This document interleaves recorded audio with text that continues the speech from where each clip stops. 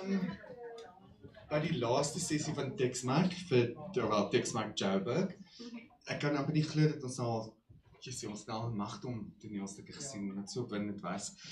Ek wil net baie dankie sê vir almal wat bywoon en ook net spesiale dankie sommer nou al vir die tegniese span wat daar agter sit en alles so vlot laat verloop. Dankie.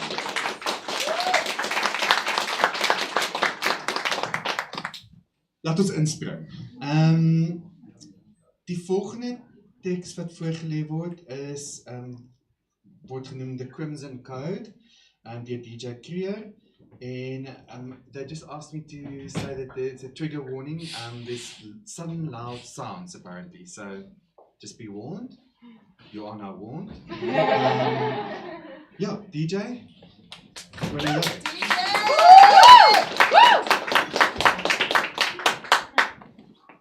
Good afternoon, everyone.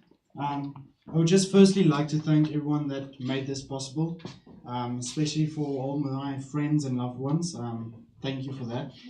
So, I'm a master's student from KOFSIS, from Bloemfontein, and I've been wanting to write a play for very long, and the festival team inspired me to actually enter for Teksmark.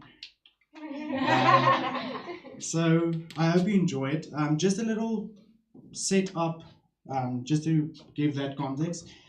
This is a living room space, dining room, couch, TV over there, and then just for the creatives, we have a little poster here that basically just shows the Crimson Code that's basically running this smart house, almost like a control panel over there that is actually the Crimson Code right there.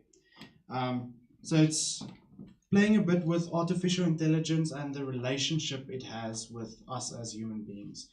Almost the influence it has on human connection and almost the disconnection that AI is forming. Because we have this relationship where we can talk over technology with people. During COVID, we had the whole thing of we are together because we have technology. But now we're isolating ourselves because it's just a text away. Okay, so it's basically about Jane, a single mother that's living in this artificial house. She is also the programmer that evolved the Crimson Code, that's running in a security firm for the government. But she took it home because she had to work from home since COVID, making the home safe, and then she just tweaked a bit to make it more comfortable living with this program in the house. So it is scene 2 that I am presenting today. So scene 1 is just a establishment of character relationships. She goes on an online date. So that is the direction we're going in. Okay, so I hope you enjoy it. Thank you.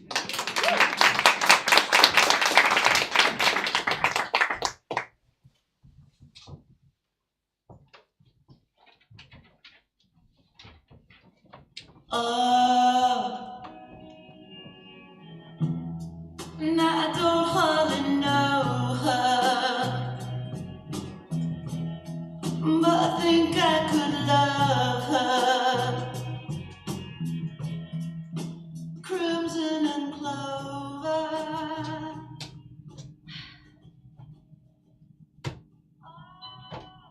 Oh, the tremendous joys of solitude. I have the apartment to myself. This should be interesting. Crimson, think of all the possibilities.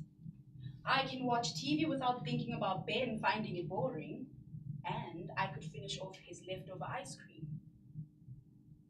It is every mother's dream to have a weekend of zero stress, right?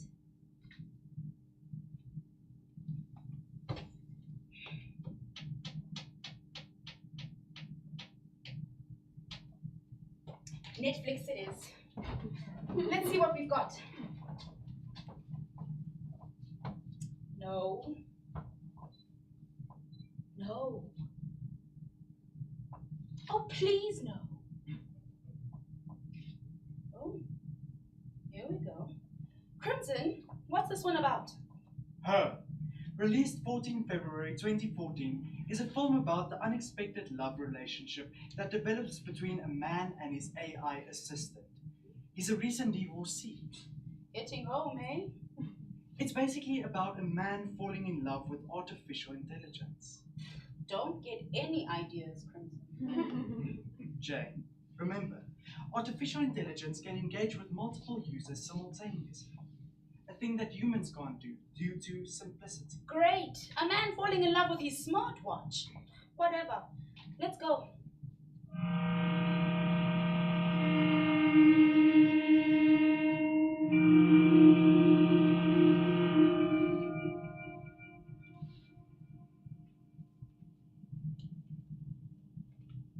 To my Chris,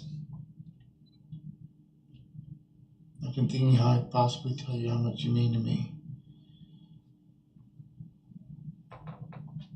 I remember when I first started to fall in love with you like it was last night. Lying naked.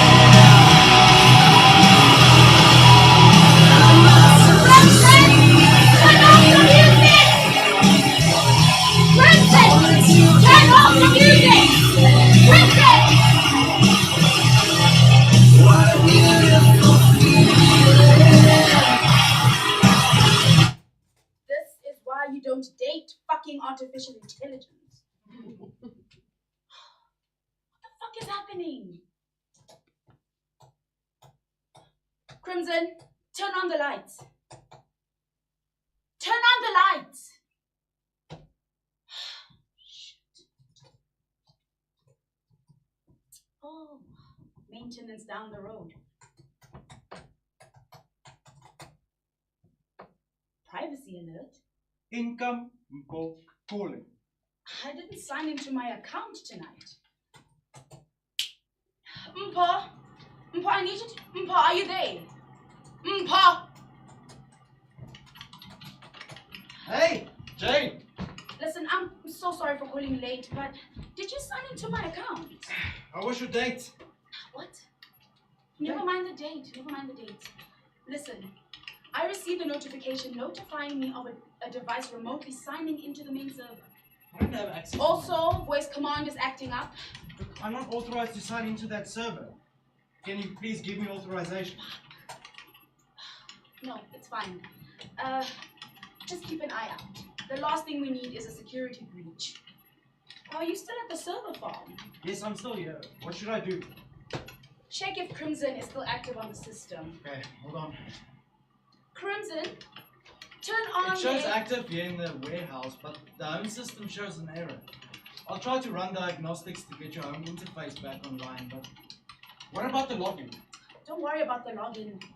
Crimson will keep out any malware from your side. How was your date? Welcome home, Jane. What? How was your date? Are you safe from the bar? Drop the date issue, bro. Climate control is set to 22 degrees. Crimson's back online. I have to say, the advertising for the new bar is bad. You Googled it.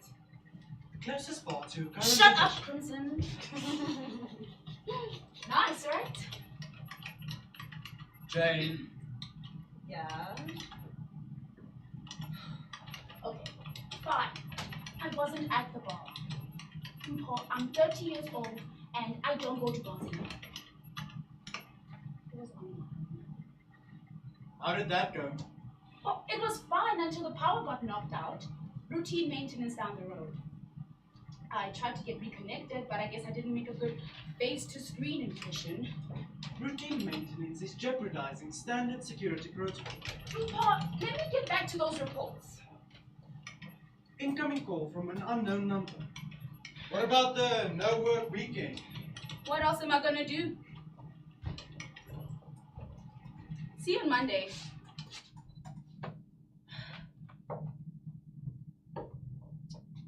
You have an incoming call from an unknown number.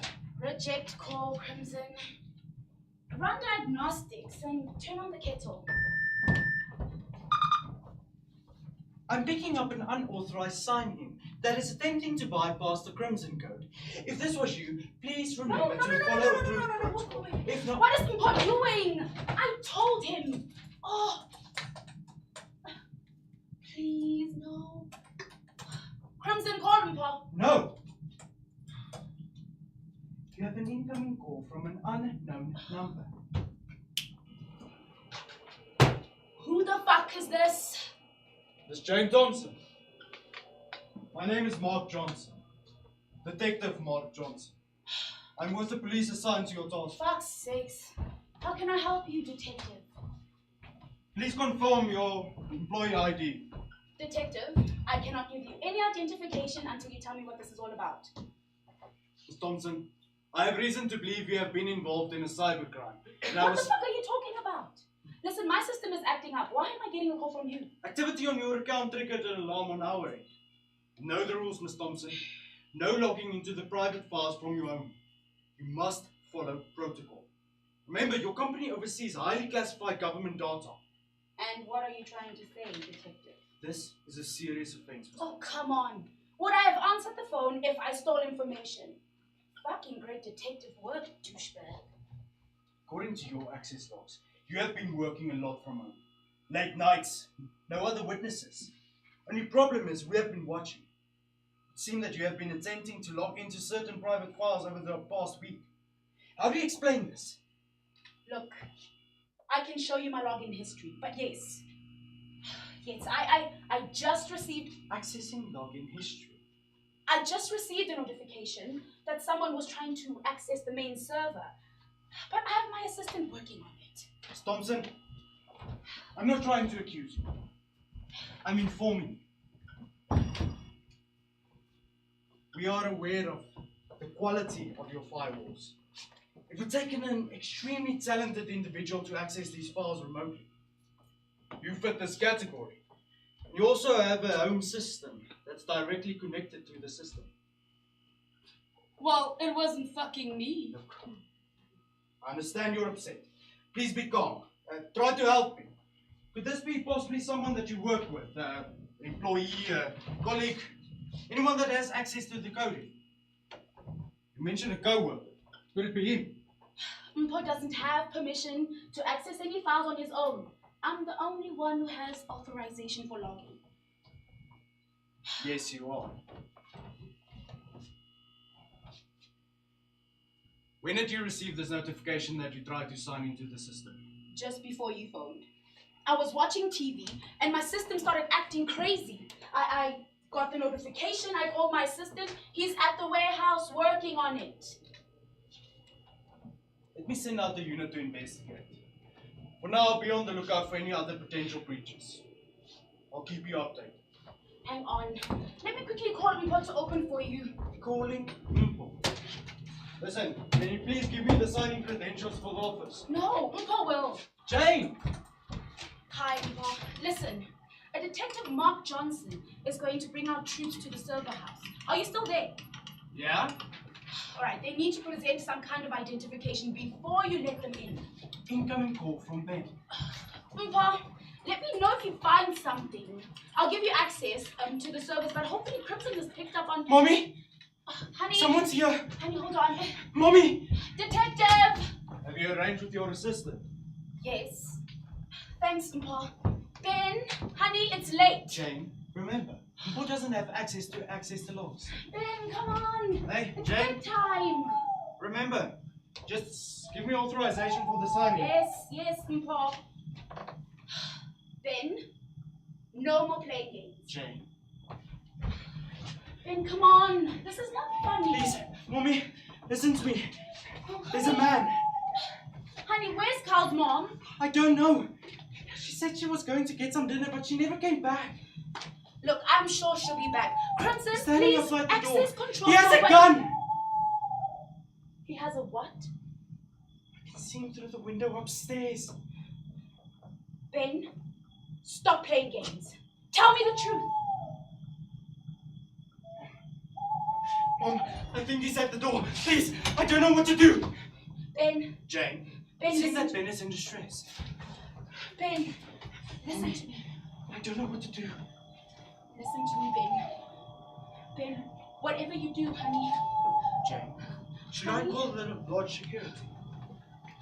Ben, honey, whatever you do not go downstairs.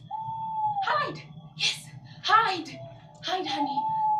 Go upstairs and get under the bed. And stay there. And don't say a word. Do you understand? He's in the house. I can hear him coming up the stairs, Mom. Please, I'm scared. Honey, I know it's hard. Jane. Honey, I need you to stay as quiet as possible. No. Please. Please don't hurt me. Please, Mom. Mom. Ben!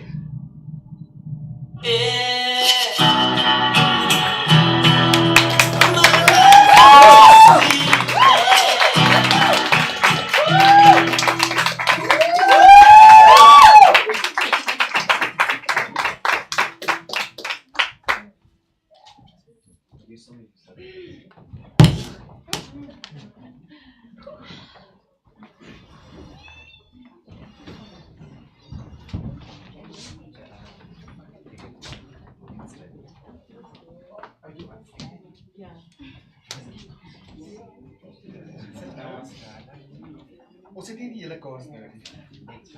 Ja, because we need to keep it short.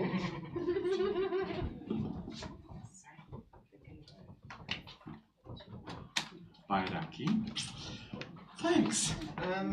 Exciting to see something futuristic as well on the lineup. Quickly tell the audience, and viewers, just waarheen gaan het? Where does it go to? How does it end? Gee nou maar alles weg. Okay.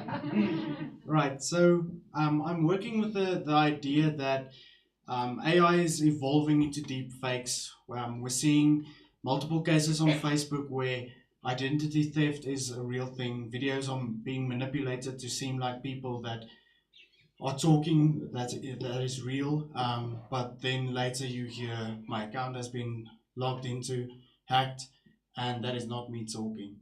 So we're basically focusing on corruption.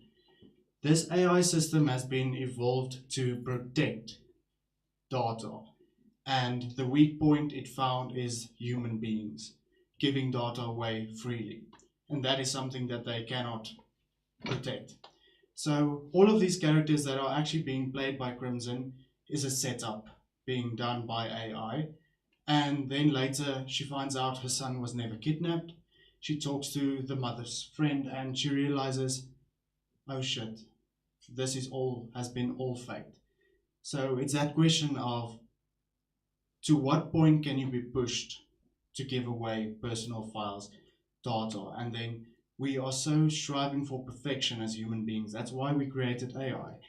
And it is the human flaw that is actually perfection, not AI. So that is my comment.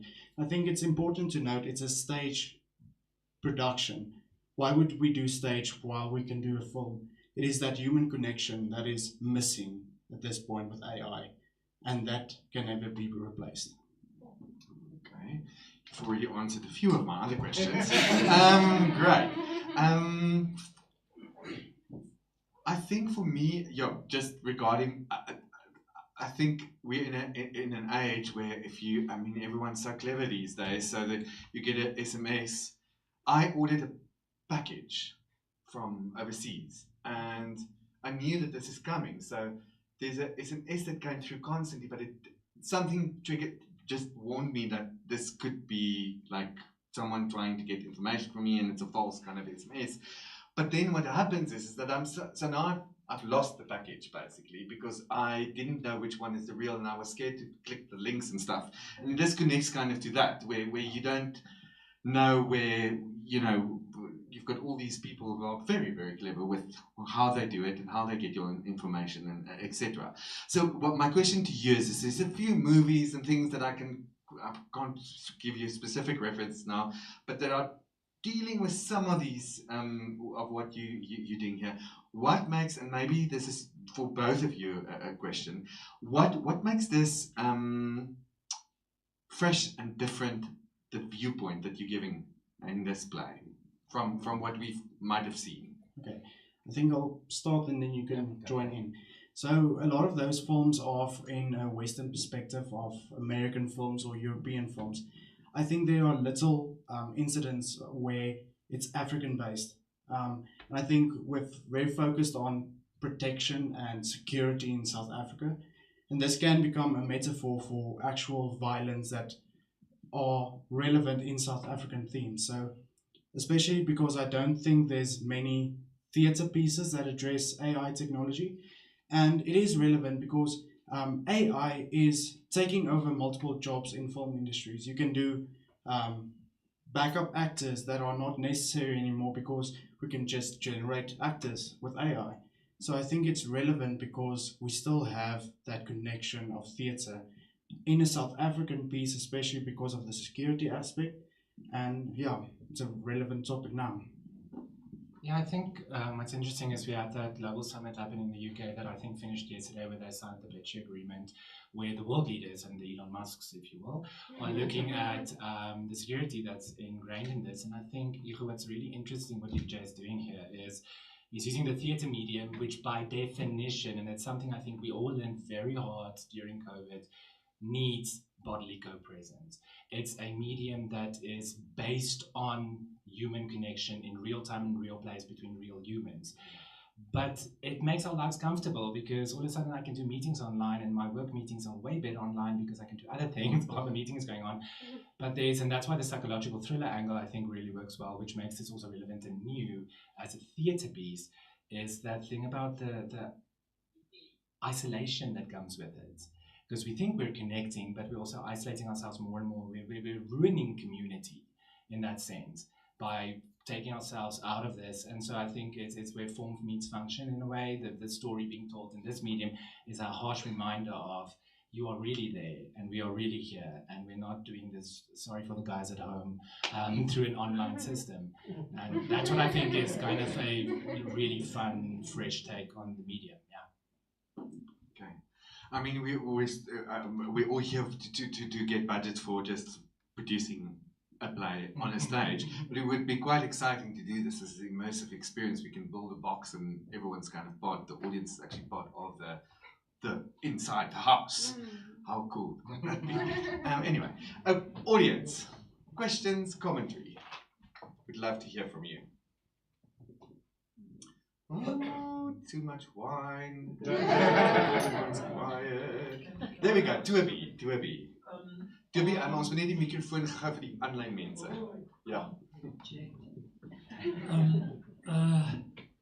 How do you see the production going further? Do you see like theatre magic, stage magic happening? How at the moment, AJ, you were jumping around as the different characters are manifested. Would you do that with doubles? Or I'm thinking of a production of this play. I'm very excited by it. Can I go? Yeah, I think that's what the interesting thing is. It's deliberately set up that he plays, the actor plays all those roles. I understand that. So they've all got to look like him, but they needn't necessarily be him. Exactly. And I think that's what I'm finding fascinating about working on the piece when we worked on it, is exploring, I think psychological thriller in movies has a very specific genre setup and style and structure. But to transfer that to a theatre medium and ignoring the medium is, I think, problematic. And so that little bit of uncertainty in an audience of, are we in that space? Are we in her mind space? Is she imagining? Is she projecting? And that's where I think it becomes interesting, Toby, to answer you. The bottom line that we kind of settled when we was mathematicking it out was that the actor on stage, is almost Jane's, the character's projection of what the AI is. Because I think, I don't know how many of us have used ChatGPT and asked it, please write me an essay. And it's that thing, it's we humanize these things and we project human qualities onto them. And at some stage, it's not a human and it will not treat us as, it's the Chinese room, it's the exercise. It's emulating human activity, but it's not. But we start to find comfort in that, we start to find solace in that, and that isolation. And so in terms of your question, definitely stage magic, the idea of switching characters, the idea of turning this little living room setup into all these other spaces, because there's an online date at some stage. We spent much more time with the boy out in the lodge where he's on holiday. So it's kind of like getting disappeared in that imagination that theatre has at its disposal, and then bring it back to the core and going, it's just in our minds. And then undercutting that, if that wasn't a convoluted answer. Great, wonderful. Do you see the stage with a lot of technology kind of incorporated into it? I don't know if you have a different opinion, but I don't think so. I think at most this might be the most technology we put on stage, because I think we do want to highlight the theatricalness of it, the magic that theatre can do that film can't do. There's a question. Hi everyone, my name is Ovid. I was just wondering, great concept, a great play. How long is it? And I just want to understand the length and the process of you developing the play so far. Okay, so in my head, I had it at around about 90 minutes, 90, just for clarification. Yes, it is a psychological thriller, so you have to build up that tension, get into that atmosphere and everything. So it will take time to establish that relationship between Jane and this artificial intelligence and how much she depends on it. I have only written 2 scenes thus far, because I was looking forward to this actually seeing how it plays off to a live audience, because it is actually the first time we're presenting to an audience. So I'm looking forward to hearing if the convention works, what didn't work, and then I can proceed with the play. Yeah. It works. That's good. That's good. Yes, let's go. So you hear DJ and Walter wants feedback. Anyone with other suggestions of how you would like to see this staged? We'll chat afterwards. Thank you, everyone. Exciting.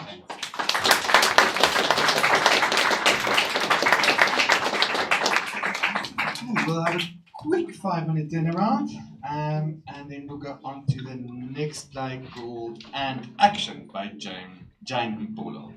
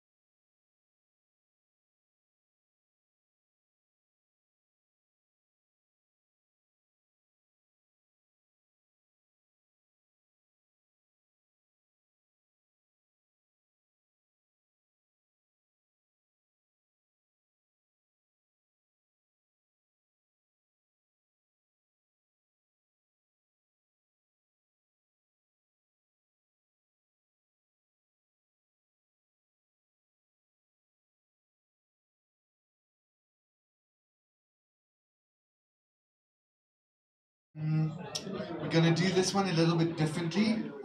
Jane doesn't want to talk beforehand because she's also, I think she's acting in this, isn't she? Yes, correct. So she's going to speak afterwards. So we're going to go directly into the excerpt. Is everyone settled? Everyone fine? Everyone in? Still waiting for a few people?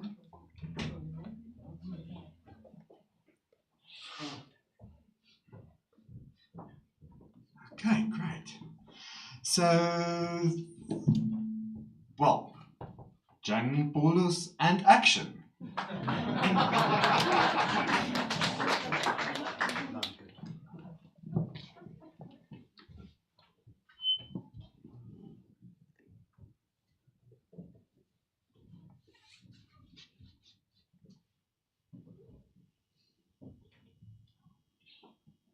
Welcome to the Shoe Talk Show, the only platform where you don't give a prostitute a ride, but rather walk in their shoes. Let's hope no STDs snuck into them sweaty heels. Damn, I might need a sanitizer after this. Without further waste of your data bundles, I now present to you the girls! This is the #1 trending entertainment show, Mzansi, where nothing is censored. We are proud to announce that as of yesterday, we hit a whopping number of 1 subscription, placing us just next to Sievendelaan in the ranking. Here we go with the flow, but if the flow is too heavy, we put a tampon on it and pretend as though nothing is happening. Give it up for the 2 and the only prostitute!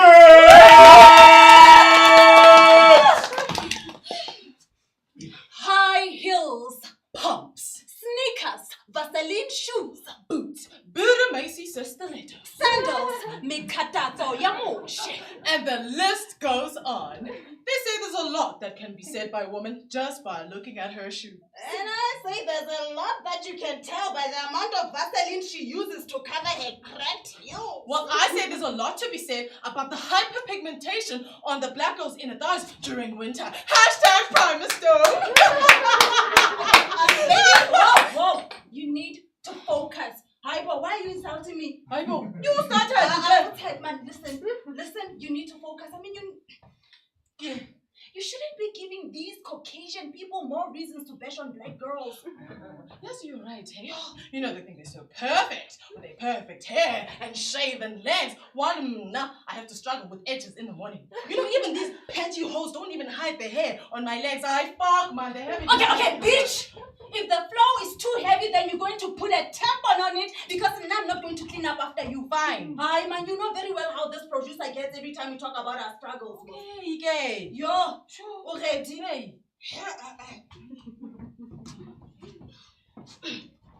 And action. According to our friend Google, here's what men have to say. High heels represent independence in white women and sluttiness in black ones.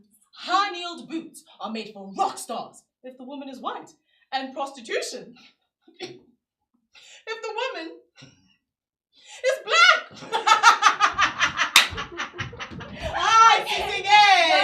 No. We have to give that one out to the men. The men are right, my friend. Okay.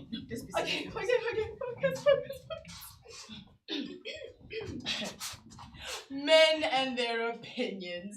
You know, the world would be much better if they were born mute. I mean, let's take the leader of the EFF or the president of the United States, for example. Okay. You know, they have this tendency of being... Baby girl. What? Okay, so I don't know how to say this. Personally, I really love where this is going. So? The man is the one paying the bills, so we're gonna say nice things about him, right? So what you're gonna do, baby girl, is you're going to step back into your heels, no matter how uncomfortable they are, and you're going to say very nice things about the man, and you're gonna put a smile on it. Gosh, even if you have to fake the facts, go on. Men. Oh, men. How glorious is thee. Yes. We love how you make us come. Yes. Before the tires go flat. Yes. We like That was a nice one. Yeah. Oh, girl. Guys, can we please just do it the way we rehearsed? And a 1, 2, 3. Come and take a walk in my shoes. Don't be so quick to judge. Sure, take one.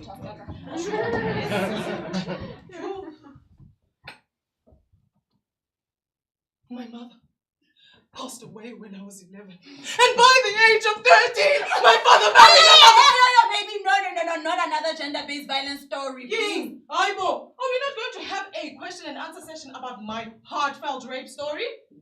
Did you just say heartfelt? Hey. Okay, girl, that is subjective, you know. And also, you didn't finish your rape story. Because you didn't I wasn't going to let you finish it. You know what we need right now? King. We need an ad break. Yes. Yes, because ad breaks pay the bills. Prostitution doesn't. And your acting skills, there's no hope there.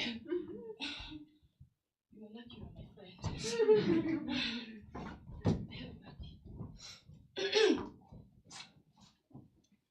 Piet and Manta, an interracial couple, live in a one-room house in Johannesburg. In the middle of the room is a single bed. There is a couch right in front of the bed and a kitchen set up OP. As the lights go up, we see Piet and Manta sitting on the kitchen table, eating chicken.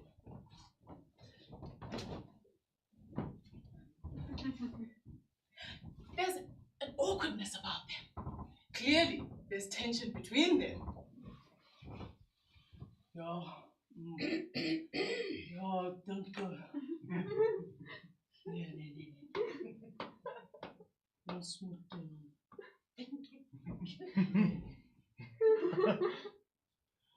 Is it about the chicken? Ay, fuck toch, man. Everything is about race with you. Every single Oh, one. and Pete, Pete. You must understand that it's not my fault that I love chicken this much. And also, when I Pete, if maybe you helped out a bit in this house, then maybe there'll be some variety in this house. And Pete, you must understand that chicken is in my DNA. I think that's what you and your people always joke about. My people? Yes. You and your African-speaking people. Oh, so you mean myself and all 43 of them, huh? Yeah? Well, apparently there are only 44 of us left. Jy weet mos. Hey. Pete, are you holding in your farts again because they are clearly going to your brain? My lief, if you haven't noticed now, like a fat man. Burping is not, is the only sound I can't make, but farting, oh, yeah, I mean, that's normal to me, man. Hey, Hugo. So, Lungu, you would rather fart and stink up the place instead of making natural, odorless sounds from your throat. No, man, you know the hell out of me. Did you just say hell? Is it because I'm black and when you're white? Yeah? Is it because Jesus is white and Satan all black? Is that why you associate me with hell? How did we even get here? Huh? Nothing's ever normal with you. How do you expect normal, Pete? When I live under the same roof with a man who thinks there are how many? 44 African-speaking people in the world. Hey, men and mathematics. I didn't know that Charlie's throne is a man. Huh? Well, if you stopped keeping up with the Kardashians and actually kept with the news, you would know this, man. Annoyed, Pete goes to bed. An equally annoyed Mantua starts getting up and does the dishes. Bang, bang. She starts banging. Ding, ding, ding. Hands. Ah, fuck, man! Break all the plates already! Yeah, boss. Just fuck, man. Pete covers himself with a sheet. Mandra starts sobbing. Pete gets out of bed and sits on the couch. Jammer man, liefie man. Ay man, Pete man, Nora man, get out of the jar. No man, you should stop that. You He speaks Sesotho every time you're angry and doesn't help the situation. You're the one who said Jamar Lifi Musa for tag, man. Okay, I can put what? Yeah? I'm gonna give you your space now. Before you start reenacting a diary of a mad black woman. Of course! I'm a mad black woman, Pete. What do you expect, eh? I'm the one who does the dishes and mop the floors while you're sitting around like oubas. Oh, fatherland, fuck off, man, Mantwa. It's hateful for you, man. Sis! What's it? Pete, sis. That is the language of the oppressor. And you're not going to speak that kak in my house, one good. Well, kak is Afrikaans. Hey! White people are always claiming they have invented everything. We did. Let me school you, Pete. The word kak comes from the Sesotho word makaka. And when umtrela makaka. Does that even make sense to you?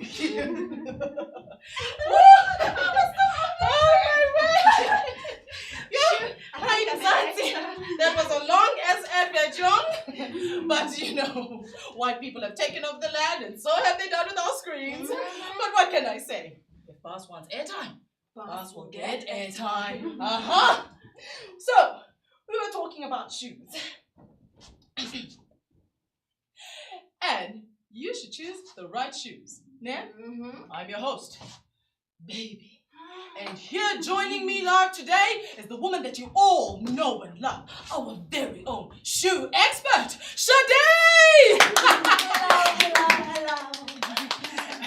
So, let's talk about shoe preferences. Personally, I believe that shoe choice has nothing to do with personality. No offense. None taken. But of course we go for the shoes that suit our needs, and just because we feel comfortable in them, right? Yes. So, Shade, let's start with you. My producers tell me that you prefer sneakers. Yes. Why is that? Well, I prefer sneakers because they are the only shoes I can run in. Of course. Whenever my husband beats me. Hey, cut! Whoa. Shade, you can't be talking. This is South Africa, man. We want fun stuff, not depressing things. We are lying. Oh. Sorry. Ladies and gentlemen, we apologize for the technical glitches and the depressing stories. We are women and we'll be fine. Yes, that's way now. No, give one. It's me. I just found my passion for acting. No, sissy man. Besides, we need a beat and man drive. Sorry guys, we can't do that. Teksmark only gives us 10 minutes, so let's just forget the whole thing and we can do it again the next session. We're going to do this again. Producer. Apparently, on our 2-sentence contract, it states no depressing content allowed. That's why we have to do it tomorrow, Ralo. Then I guess it's back to reality. Only men are waiting. Don't forget to wipe off the depression of your vagina. Hello, baby. Hi, baby. Hey. 50 rand. I go for Discount. Hello. 40. Renovate and cook. 30. 25.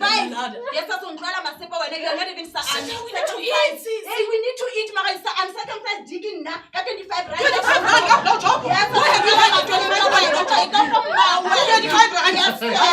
rand.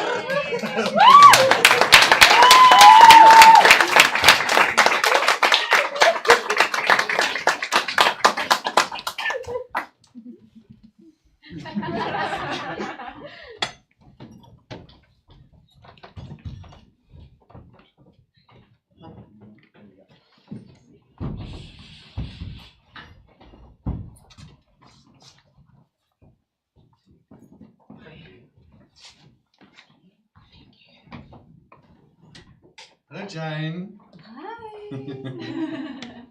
You want to have some water or something? No, Good. thank you. I am water. If anyone wanna have me then. Jane, this is quite different from kind of the works I'm used to reading and seeing from you. So why this new direction? Where does this come from? Well, as a writer, I wanted to do something different. So, hi, my name is Jane Mpholo, and I'm very much passionate about... Everyone knows you, Jane. That's why I'm not introducing you. This is me being humble because, if I come here with that attitude, they're not going to give me money. So, I'm passionate about shows that deal with tackle social ills, and I just really wanted to do something different, especially because my friends and family always complain that after watching my shows, they need psychology sessions, which is the point, because we need to do theater in order to talk about those things. But I wanted to do it in a way where I am basically painting a picture of us as South African and just doing it in a light way where we get to laugh, just to talk a bit in terms of the script. What you saw, that's it, and just one more scene that I've written. So it's still very much in the early stages. And what I want to get in terms of Mantwa and Pete is just to have those very uncomfortable conversations that shouldn't be uncomfortable between blacks and white people. Those very small things that make us different, but also so uncomfortable. I've heard a lot of instances where people would maybe say, for example, a white person would say something and it's coming from a right place, but to us it's very ignorant, so what if we stopped having these conversations behind closed doors?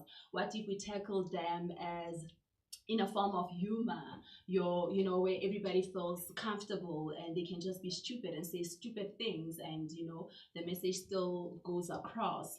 And then in terms of the prostitutes, there's I haven't really written that portion, but there's something deep there, and this is them running away from their reality, and also with their characters. And the producer character, which was not even initially there, it was supposed to be a voiceover, but I really want to explore that, is the whole subtle patriarchal thing that happens, because we rely on this man so much. We are not allowed to say what we feel. We are not allowed to process our own feelings and traumas, and in so doing, we even end up silencing each other. It started with the men silencing us, and now as women we are silencing each other. So yeah, very early stages, and yeah, I'm just interested in terms of the conversations that will happen in this room and the inspiration thereof. So I am open to any suggestions. Please feel free to say, okay, we felt this didn't work, what worked, blah blah blah blah blah. No, I won't be offended. Yeah.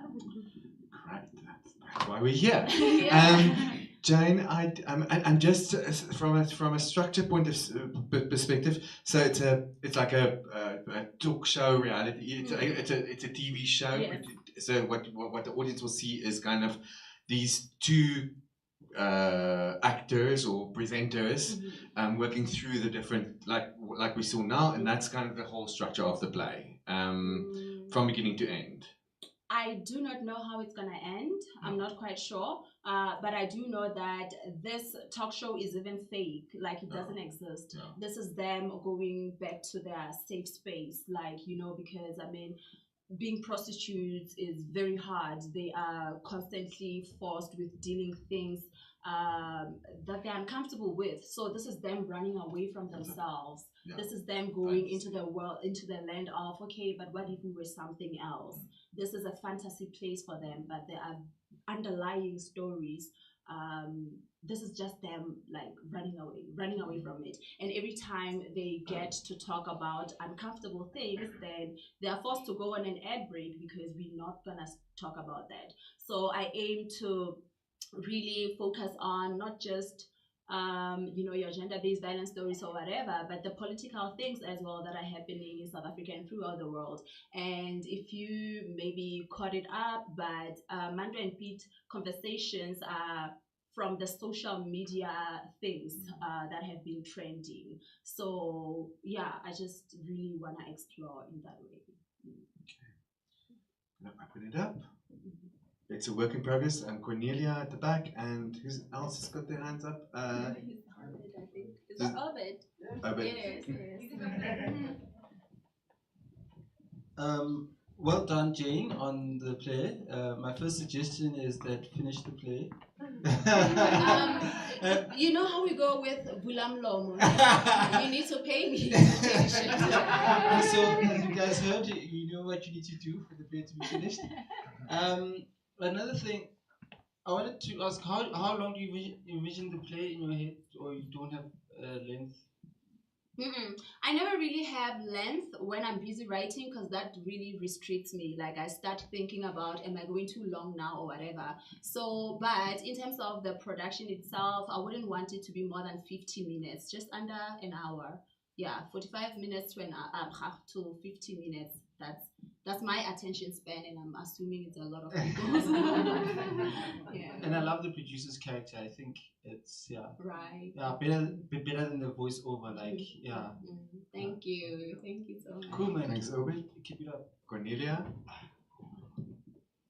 Hi, Jane. Hi, Cornelia. Thank you so much for this piece. I have a suggestion for you. I think you should keep it a real reality show. Okay. Because I think the kind of content that we watch is, I mean, we're willing to watch anything if it's entertaining. And we are so desensitized towards gender-based violence in South Africa. There's no place where we're actually shocked anymore, or where these atrocities actually seep in. We are just, 16 days of activism. That's what we give ourselves in this country, to say there's something really wrong in our country. And I think the comment that you would make if you say, as South Africans, we would be more willing to watch a game show with two prostitutes who are not allowed to tell their sad stories, as opposed to having these real people and caring about them. So I think there would be a fantastic commentary in that, to say that we'd rather watch it as entertainment. But I think you have something really magical there. Thank you so much. And I just want to acknowledge Mark. Thank you so much. The director. Love you. Yeah. And I think it's great that he is a male character. Yes. So that's very important to keep in there. Thank you. Also, is there anyone else? Hands up. I do want to just from what we saw now. There's a lot of hard-hitting quotes, which is kind of gasping. You know, that wonderful thing of you laugh and then you feel guilty because you're laughing and you realize what's being said, and it's kind of can't believe they just said that on stage, which is wonderful. I think you must write everything and get it out of your system, like write it, so that you can go into a real edit, because that's what I felt here with the extracts, is that there's a lot of the setting up and that takes too long almost, and then you lose the momentum that you build every time. But I think that's within the process of writing everything down, getting all of it, and then kind of, no, I don't know if you've got a comment on that. No, silence.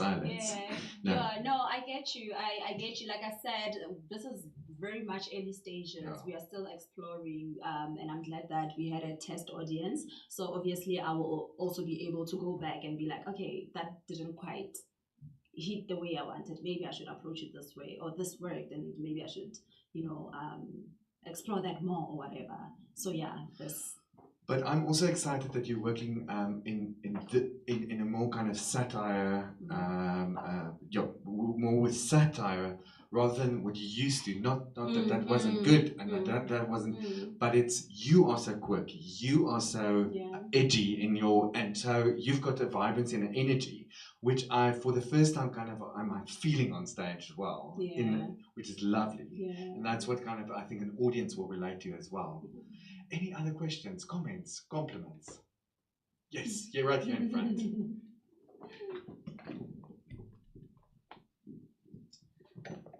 Hi, Jane. Hi, Bea. I just wanted to compliment you because knowing your previous works, you always tackle the very difficult things, spirituality and exploring, connecting the two worlds. And to see you do something like this is actually very exciting. And I just wanted to know, for your writing process, how did you even start? Where did it come from?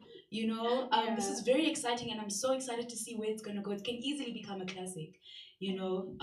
Honestly, please take me through that. Like, how did it feel and where does it come from for you to do a comedy? Yeah, that's so not Jane, hey. I I'm a know. sellout. That's crazy. Yo, so how this process, thank you, came about. Honestly, like the Mantra and Pete segments, I thought I wanted to do a small YouTube web series type of thing, shoot it and whatever.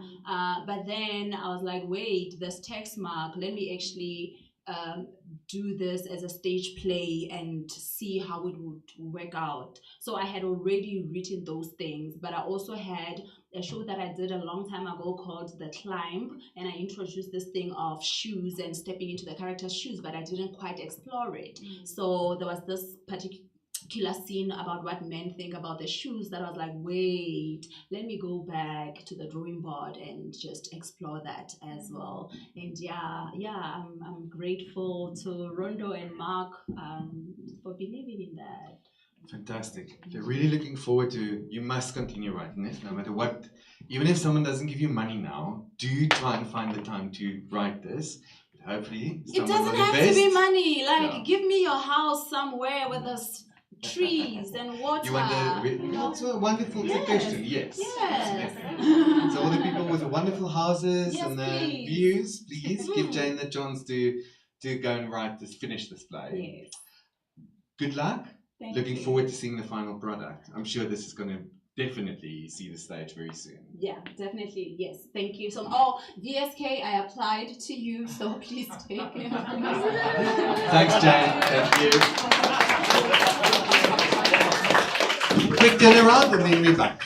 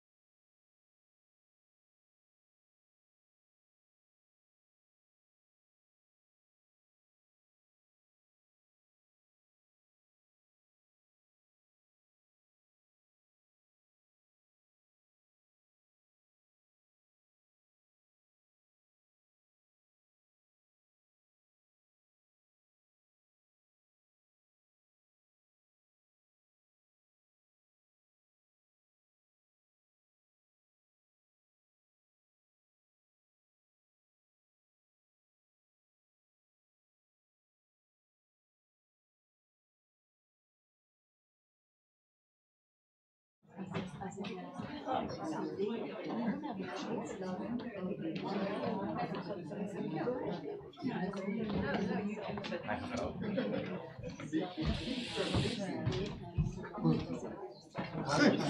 welkom terug.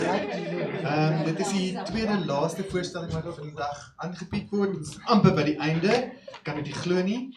En dit is vir my lekker om dan nou die volgende stuk aan te kondig. Forte en die skrywer is Pierre-André Viviers. Welkom. Goedemiddag allemaal. Mijn naam is Pierre-Andre soos julle gehoor het en ek is al die pad van Ports af. Ek gee daar by universiteit klas. By aardklaf. Die tekste naam wat julle nou gaan sien is Forte. Nou uiteindelik 'n dubbelsinnige betekenis vir die play. Soos die wat musiek gehad op skool sal weet, Forte beteken hard. Right, speel harder, stuur die volume. Maar dit het ook 'n ander betekenis. Ek sê Forte is byvoorbeeld om cello te speel, beteken dit hy's goed daarin. Alright, so ons sin speel bietjie op daai twee. Nou die struktuur van hierdie teks het ek half aan die begin toe ek het beplan het 'n kruis gesien. So ek het as jy 'n musiek ken, goeie musiek het kontraste. So dis hard en sag of dis hoë note, lae note, dan moet kontras wees. So die hele ding is beplan rondom kontras. So ons het twee karakters. Die eerste een is Emma Baker.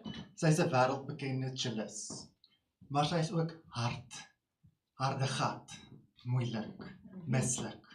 Nie die typiese mens waarmee mens wil vriende wees nie. Alright, dan aan die onderkant van my ex-as het ons die musiekstudent Miguel Westwood. Hy is die teenoorgestelde, hy is sagter.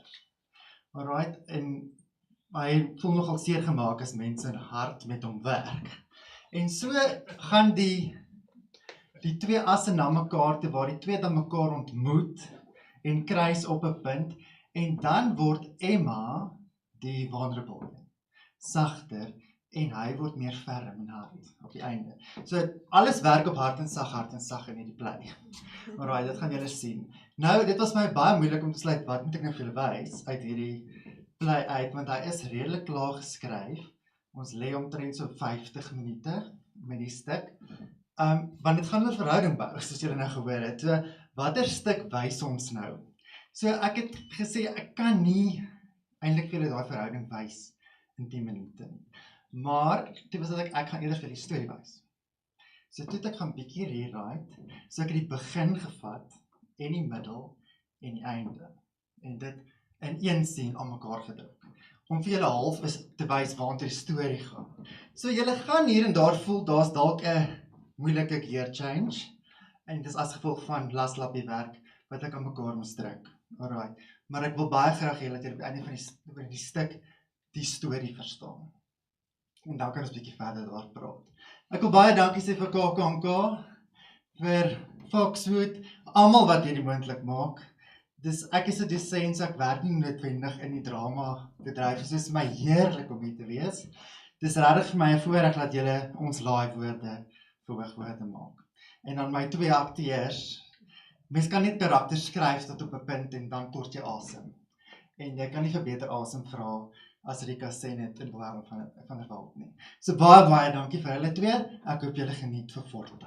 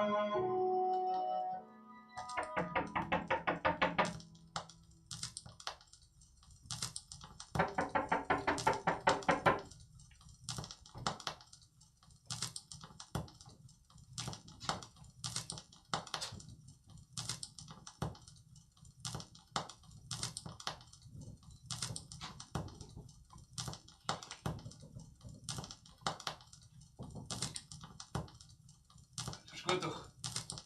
Kies.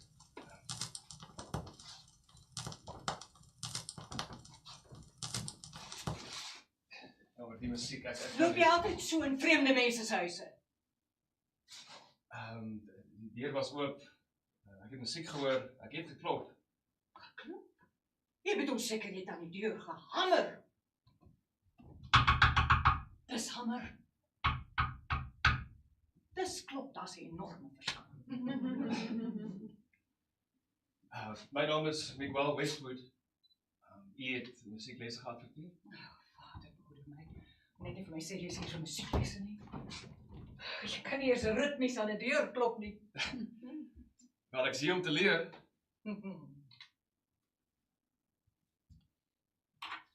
Luister nou vandag mooi na my, meneer Westwood. Niemand kan musiek aanleer nie. Of dit is binne in jou, of jy is deel van die res van die gepeupel wat eendag sal sterf sonder 'n siel.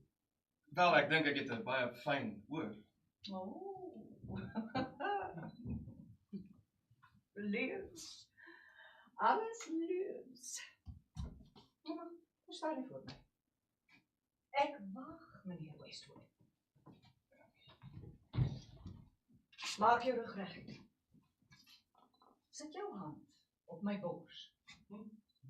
Sit jou hand op my bors. Wat voel jy? Die bors? Kom maar loop. Dis net 'n simpel grapie, ek jammer. Ek voel die hart, ek voel die ritme van die hart. Jy is op dun ys. Baie dun.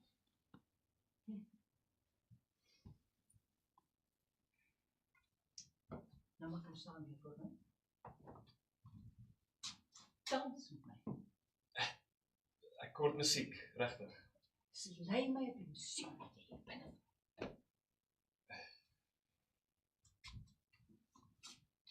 En?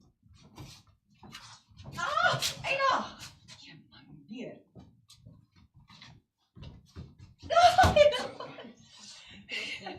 Jy lei my nie. Jy laat my nie die musiek voel nie. Ek kan die musiek voel, maar ek hoor klank. Laat my net toe om vir jou iets te speel op haar. Dit is darem maar so mooi.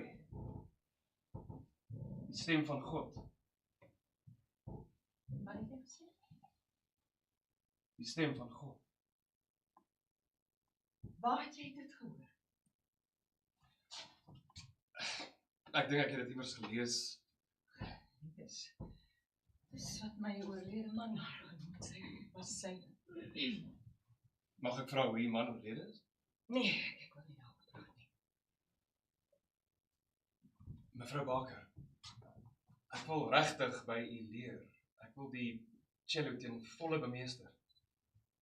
Ja, nee, gee nie op nie, dis baie duidelik. Maar goed, gaan sit agter haar.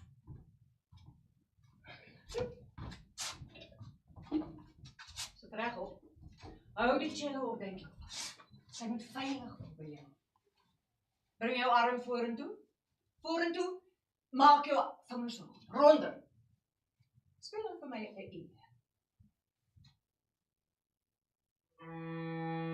Speel 'n E, meneer Westwood. Dis nie 'n E nie. Speel 'n ordentlike E-intonasie.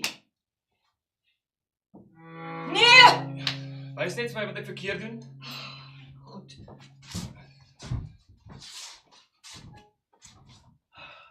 Jy bring die strekstok. Ek is jammer, ek speel nie meer die cello. Waarom nie? Die dag toe my man oorlede is my vermoë om musiek te maak saam met hom in die graf. Maar dit het in elk geval niks by jou uitgewaai nie. Speel 'n G.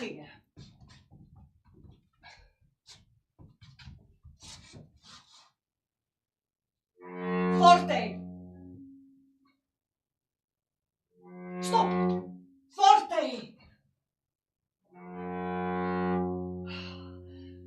Weet jy wat die woord beteken, meneer Westwood? Dit beteken hard en ek speel hard. Forte beteken nie jy moet die volume stoot totdat die snare breek nie. Forte beteken swel, groei. 'n nuwe lewe. Forte is nie net hart met 'n T aan die einde nie. Forte is ook hart met 'n T aan die einde. Harde klanke beteken niks sonder die sagte daarvan. Mens kan nie hard en sag op dieselfde tyd speel. Net die beste musikante in die wêreld kan hard en sag tegelyk speel. Die probleem met jou is, jy het geen vibrato op jou 5de snaar nie. Wat? 'n 5de snaar.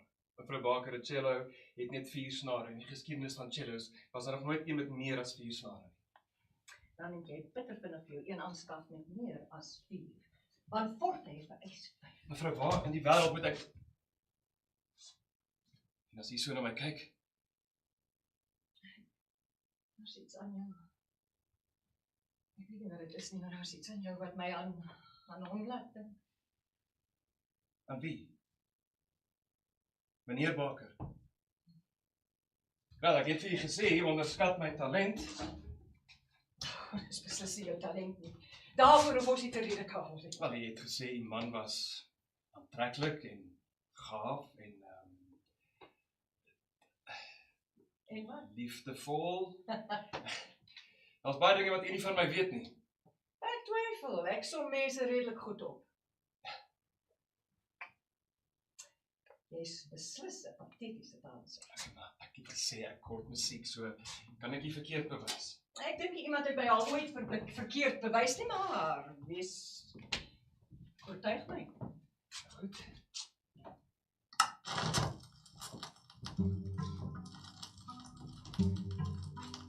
Mag ek?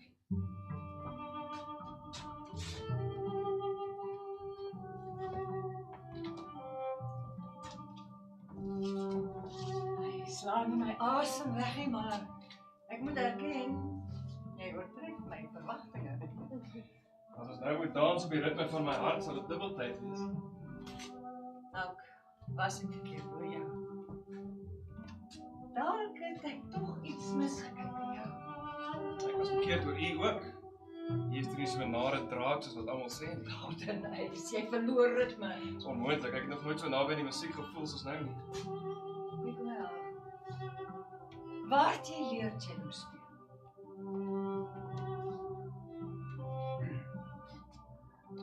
By u man.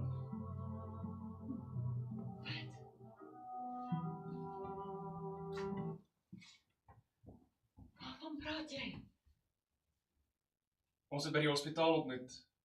Hy was daar vir sy kankerbehandeling. Ons het vriende geword.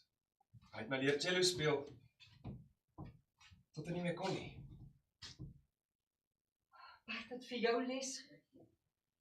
Maar hoekom het jy vir my gelieg? Hoekom het jy gemaak asof jy hom nie ken nie? Ek wou u nie beïnvloed nie. Ek wou regtig weet of u dink ek kan die cello speel. Weet u dus hoe hy dood is? Ja, mevrou. Sê my hoe? Maar u weet tog, hy was gediagnoseer met terminale kolonkanker. Nee, dis nie hoe hy dood is nie. Die dokter het gesê hy het nog 3-4 maande oorgehad. Hy is dood 1 dag nadat hy daai nuus ontvang het. Hy het baie pyn gehad.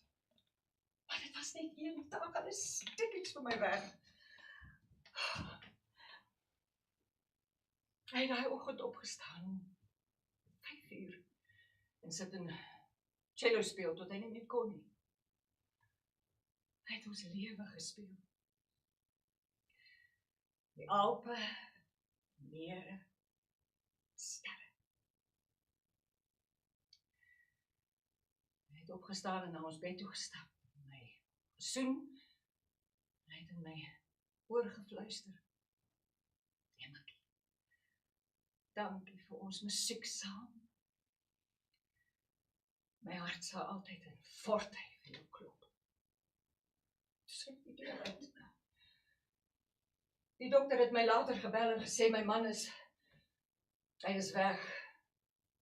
Ek het hom gevra wat gebeur het. Hy het vir my net gesê dat my man het rustig gegaan soos wat hy beplan het. Wat het hy bedoel met beplan, meneer Westwood? Wat het regtig daar gebeur? Sy dokter het vir hom gesê, hy het net 'n paar maande oor. Myne het vir my gesê, ek het heel wat minder tyd. Ons het nie daai middag les gehad nie, ons het net al twee in stilte gestaar na sy cello. Ons elkeen se lywe vol van ons eie musiek. Jy het my gesê, Forte beteken nuwe lewe. Jy het ook my gesê, Forte vereis 'n 5de snaar, en ek het dit nie verstaan nie. Maar ek dink ek doen nou.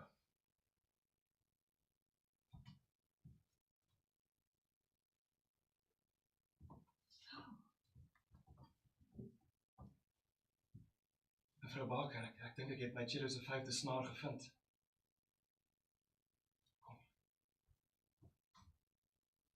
Kom voel die ritme van die man se hartklop. Dit klop nog steeds in Forte vir u. Die perfekte harmonie.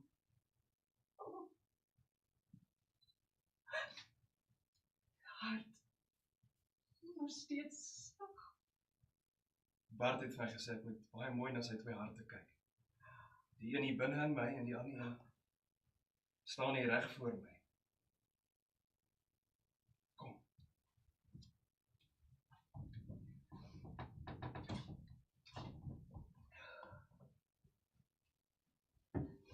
Speel die ritme van die man se hartklop.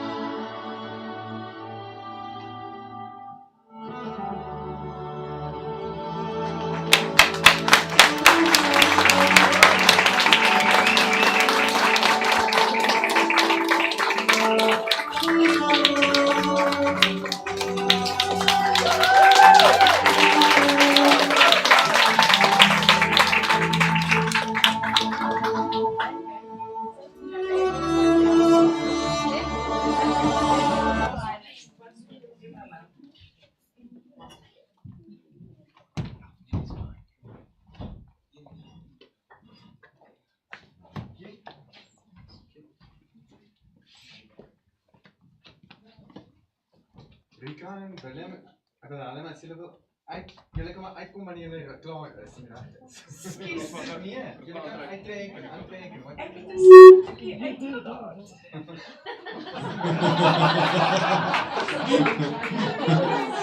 Maar jy gaan vir ons sê vir jou. Ons het net nie agtergekom nie. Dit was nou eers, nee. Dit was nie te ernstig.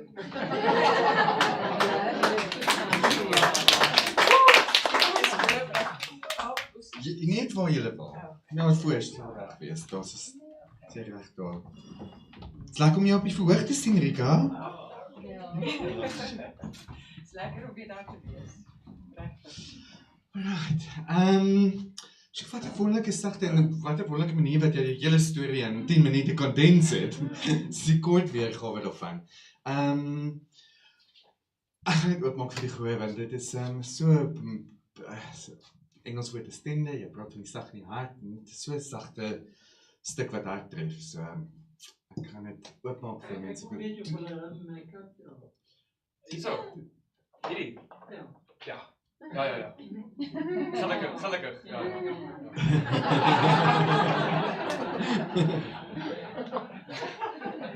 Wie het kommentaar? Alexa. Pierre-Andre, ek ken uiteraard 'n weergawe van die teks. Ek het 'n vraag vir jou van al die ongelooflike volume werk wat jy deur die jare gelewer het vir tienertoneel en pronkpodium en campustoneel, waarvan ek regtig baie ken. Hoekom spesifiek het jy op Forte besluit om te fokus om verder te ontwikkel? Ek dink met al die jare is hierdie stukkie naaste my hart van almal. Ek het 'n baie real story agter hierdie. En Sandra het gesien jy is nie van in die bos. Die einde kom van in die bos af. Want ek was saam met studente daar. Ons was besig met navorsing vir die fees. En dan is dit die groot musiekkonserte ons in die aand en die aande bly ons in Hoërskool Spruit. En dan drink ons saam met die studente koffie en ons kuier ensovoorts. En dan vra jy ons nou maar uit. Wie is jy? Het jy boeties en sissies? En hier vertel die meisie vir my, een van my ou studente, haar pa en haar boetie is oorlede in 'n motorongeluk. En die pa is op slag dood en die boetie was so 2-3 weke later het hulle die masjien afgesit, hy was breindood. En hulle het toe besluit om sy hart te skenk vir iemand in die Kaap. En ja, dit het my geweldig getref, maar toe hou die storie nie daarop nie, toe sê sy, so jaar later, min of meer 9 maande, klop iemand eendag aan die deur. En toe is dit hierdie persoon. En hy sê, hy het so gesukkel om in die hande te kry, en hy vra toe vir hulle, of hy wil toe net vir hulle dankie sê, vir die hart wat hulle vir hom gegee het, en sy lewe gered het. En toe vertel sy ons, hy het 'n boksie gegee, met 'n stetoskoop in, dat die ma na die kind se hart kon luister. En nou is hulle huisvriende, en dit is soos 'n nuwe kind in die huis, en dit het my heavy getref, so ek dink van al my tekste, is this a real life story. En toe bel Linda my, toe moet ons wel mekaar 'n stuk skryf, en sy sê sy het laat weer gekast, ons het 'n baie goeie girl, en ons het 'n goeie ou, en die ou kan cello speel, so ek moet 'n cello in die stuk inwerk. En so al daai drade het nou saamgekom en Forte gemaak. Baie lekker om jou uit te vind. Kommentaar daarso. Gestel net die mikrofoon vat asseblief. Ek was in die bevoorregte posisie om die ander produksies te sien met die skoliere, wat natuurlik een van my beste 10 toneelstukke ooit uitgedraai het om te wees. Maar nou wil ek vir jou vra, daar het die seun fisies die cello gespeel, en dit het ontsaglik bygedra tot die stuk. Nou, ons het briljante akteurs hier gehad het wat die stuk opgevoer het. Dink jy gaan 'n akteur kry wat kan cello speel, wat die stuk so goed sal kan dra soos... Hulle beoog die teks vir oor 10 jaar, want hulle is reeds besig met klas, so dit is fijn, verstaan? Ek wil sê, hy is reeds 'n vrou. Ja, uit die aard van die saak, dit was die moeilikste besluit om te cast, vir vandag. Want die ouetjie wat die cello gespeel het, swat tans cello in Duitsland, so hy kon nie hier wees nie. En toe moes ek besluit, en eintlik 90% van die teks is acting. So ek het besluit ek moet 'n akteur hê en ek moet 'n goeie akteur hê.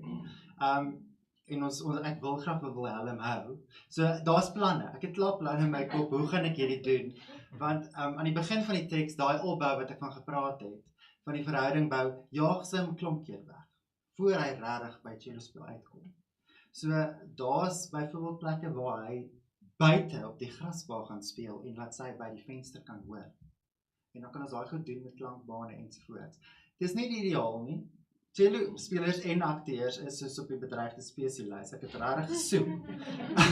En ek kon regtig nie iemand kry nie. So, maar mens kan albei kante toe werk. Obviously as jy iemand kry wat kan, is dit die beste opsie. Maar daar is ook plan B om op die verhoog te toer rondom dit. Enige ander kommentaar vra? Het julle iets wat julle wil sê? Rika? Jy weet die eerste keer met die teks te doen gehad het. Ek het van die begin af baie gehou van die teks. Ek is mal oor musiek in elk geval. So die musikale gedeeltes daarvan is vir my pragtig en sinvol ingewerk in die hele teks. En is 'n interessante karakter. En cello is ook een van die geliefkoeste. Ek het al Jacqueline de Bruyne se cello concerto, so dit het weerklank gevind by my. So ja, ek is bly ek kom deel wees hiervan. Dankie. Dankie, ja. Okay. Nee, jy's okay. Kommentaar enigiemand? Ek hoop regtig ons sien hierdie stuk. Ek hoop so. Baie dankie. Baie dankie.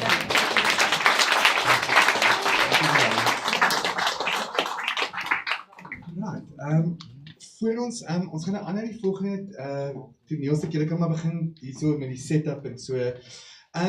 Ons het aan die einde gekom, so ek wil net dankie sê vir almal wat bygewoon het die afgelope 2 dae. Baie dankie aan Fox met Theart. Groot applaus vir julle. Alle ondersteuning. Die wonderlike tegniese span en hulp. Baie dankie. En julle kan kom deur en begin se opset asseblief. En baie dankie ook aan die ATKV vir julle ondersteuning en dan ook aan Nati wat Teksmark in die Kaap moontlik maak en Teksmark hier. Ons vernoot ook in die Kaap, Baxter, wat steeds 'n vernoot is en wat in elk geval gesê dat jy weet wanneer die volgende Teksmark hier gebeur, wil hulle ook hierso saam met teaters hierso werk om dinge te laat gebeur. En dit is eintlik wat Teksmark ook oor gaan, is daai samewerking tussen teaters en feeste om uiteindelik die beste werk vir ons gehore op die planke te kry. So ek wil baie dankie sê aan al die feeste en verteenwoordigers wat hierso is van ver af. Vulna en Sandra, ek dog julle is al lankal op pad Naamspreek toe bly julle nou maar. Dis baie lekker dat julle hier was. Dankie Saartjie wat uit Stellenbosch uitgekom het. Dankie aan Michael en span wat uit Vrystaat uitgekom het en vir julle ondersteuning. Dankie aan Meltia, jy het nie so ver gekom nie, maar dat jy vir Jana verteenwoordig hierso vir die Suidoostefees. Alexa, jy is ook net oor die bult, maar dankie dat jy hier is en tyd gemaak het. Jy en Saartjie is nou net deur woeste 2 feeste, so ek kan nie glo julle haal nog asem na dit alles nie. Baie geluk met die 2 feeste wat baie goed gegaan het. En wie laat ek nou uit? Ek het nou al die feeste en al die teaters wat hier verneem het, Koffiefees, hier is dit so lekker om 'n Koffiefees hier te hê, en ook die teaters wat verteenwoordig is, en al die onafhanklike vervaardigers. Baie dankie aan al die akteurs wat deelgeneem het. Dis braaf, dis wonderlik om so leesteater so koud te doen met so min repetisies. En al die skrywers wat net aanhou skryf en aanhou idees. Teksmark kan nie 'n sukses wees sonder julle kreatiwiteit en julle konstante toewyding tot die vakmanskap om te skryf nie. Hou aan met skryf en ek hoop regtig baie van hierdie werke sal uiteindelik, miskien nie onmiddellik nie, miskien oor 'n jaar, miskien oor 2 jaar, gaan julle definitief van hierdie stukke sien. So baie dankie aan almal van julle. Groot applaus.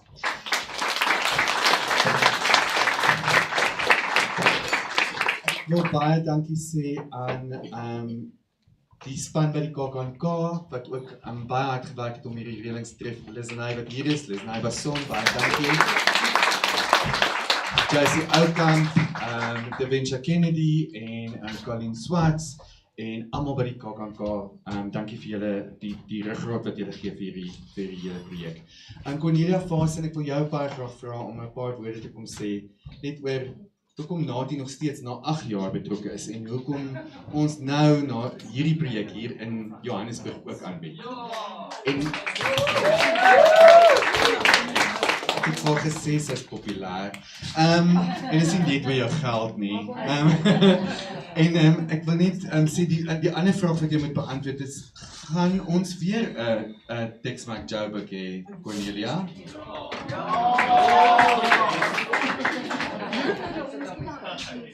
Ek dink die eenvoudige antwoord vir hoekom ons nog betrokke is dat ons definitief van Stockholm-syndroom ly. Ons weet nie hoe om hier uit te kom nie. So ons we're locked in. Nee, voordat ek nog iets sê, wil ek graag vir Hugo bedank. Wat die hart en siel van Teksmark is. Baie dankie.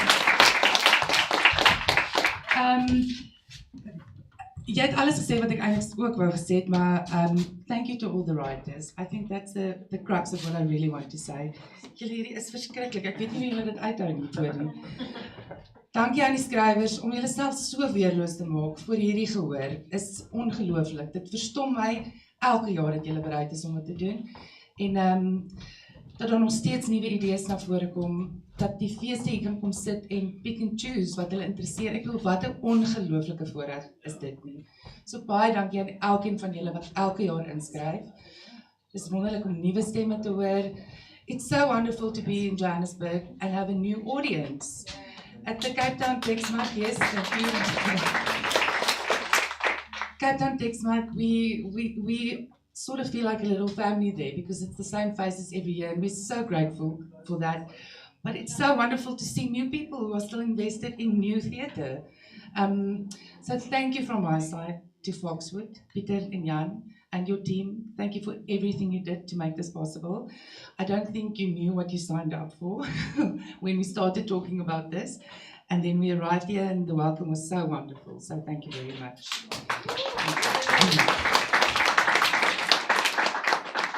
Ek weet nie of ek hoop nie my direksie kyk aanlyn nie, want ek mag Hoi. Ons sal as ons weer die geld kry, anders gaan ons dit by KKNK se begroting vat.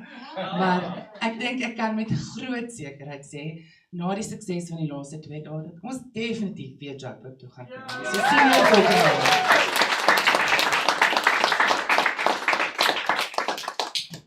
Dankie.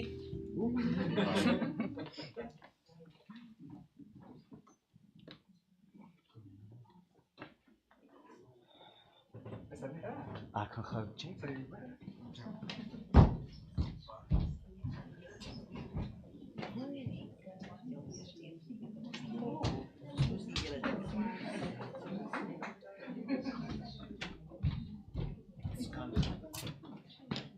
Wil jy vooraf praat?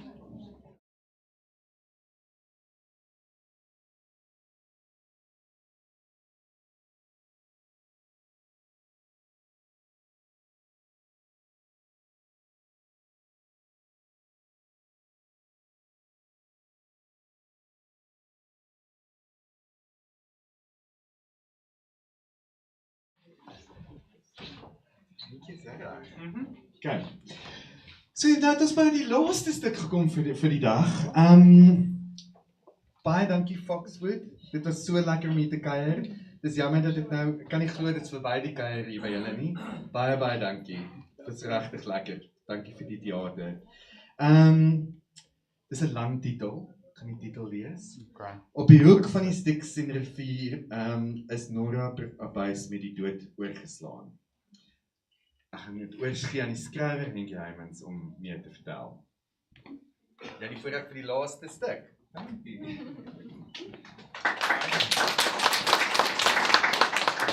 Ek gaan hier onder staan, ek hoop nie julle worry nie, want ek is baie lank. Ja.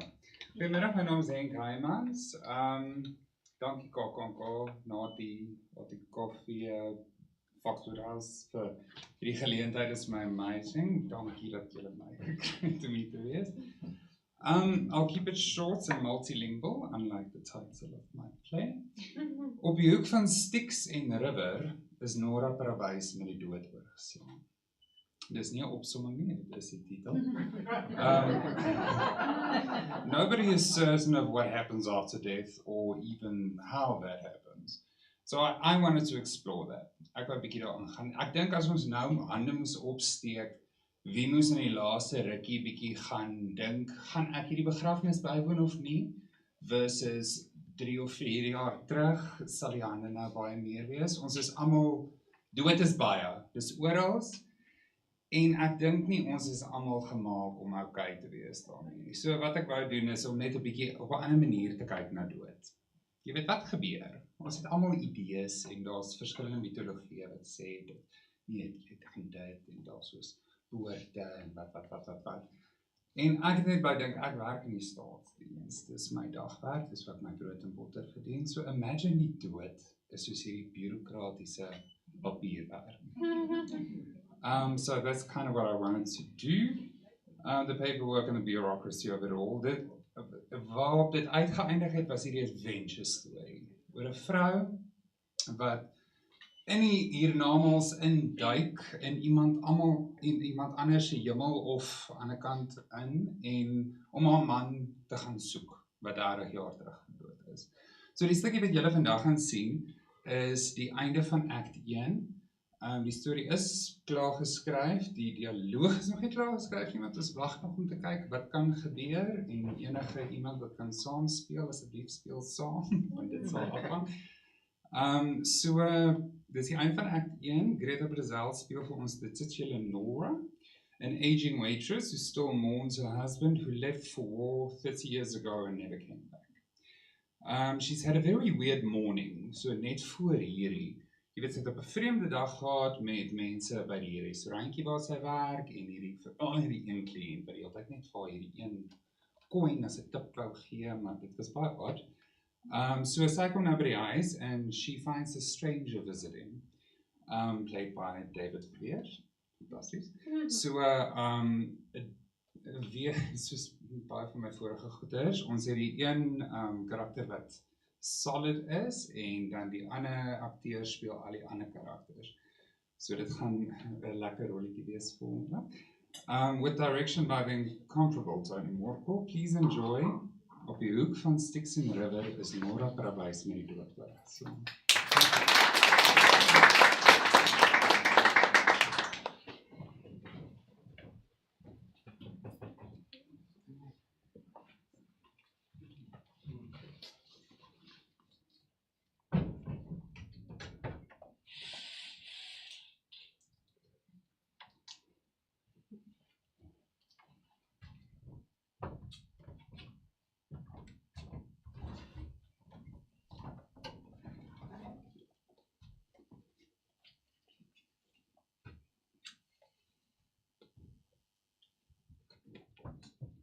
jaar vandag. 30 jaar sonder jou, my liefste Willem. Wat het jy daar oor kan die grens verloor dat jy sonder besluit het om nooit weer terug te kom nie? Buiten nadelig natuurlijk. Kon jy nie maar net 'n gees geword het en by my kom spook nie? Ek sal nie kla nie. Beloof. Jy, nog steeds 20 jaar oud aan my gedagtes. Word jy ooit ouer daar waar jy nou is? Kry jy ooit 'n plooi of 'n grys haar of 'n heupkwaal? Seker nie. Die dood is te synig om enigiets uit te deel. Al is dit 'n heupkwaal, die fokker. Daar sê rede ook om die dood se enigste maatjie belasting is. Death and taxes. Selfe pudding anders sous. Maar albei 'n holkramp op sy eie. Die dat ons drink.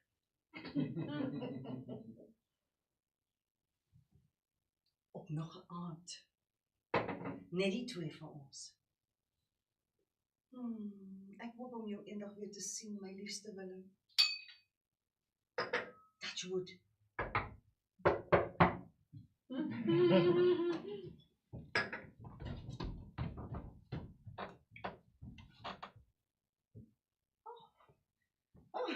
Gepraat van Keeswoord.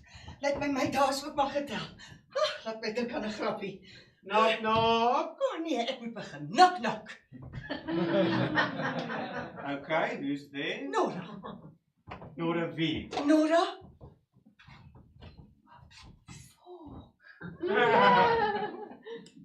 Nee, ek vang dit nie.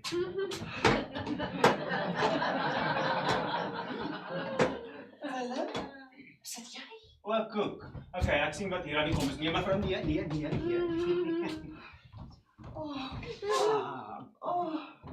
My liefste Willem. Okay, mevrou, ek gaan hierdie net een keer allow.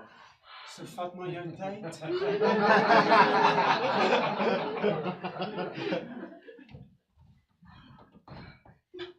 Maar hoe? Sit rustig, relax.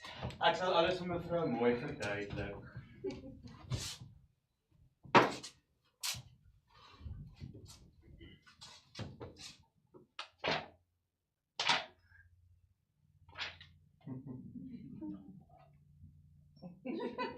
Welkom by Remote Applications. Jou teenwoordigheid vir ons is baie belangrik. My naam is Vleggias en ek sal in beheer wees van jou saak volgens artikel 269 van boek 21 van 2. Kwoteer asseblief die saaknommer. Mevrou? Hallo? Ek sê kwoteer die saaknommer, praat ek met die voëls. Wat is hierdie dan nou eintlik? Wie is jy dan? Ek sê mos, my naam is Vleggias. Beplan mevrou dan om daisies te plant in daai blompotte. Jy was nie by reception nie, nee. Reception? Natuurlik nie, dis hoekom jou paperwork lyk soos dit lyk. Vrou van jou jare. Mense sal dink jy mik vir iets downstairs. Wat maak jy in my huis? Hoe kom jy in? Ek het twee dinge. Een, dit is nie jou huis nie. En twee, is mevrou dan nou doof en blind. Jy het my mos gesien, daar by die kombuiskas uitkoms, en wat 'n goldfish memory is dit dan nou met mevrou? Maar wag, jy nou net so, ek moet eers gaan check wat die standard operating guide sê oor hierdie situation.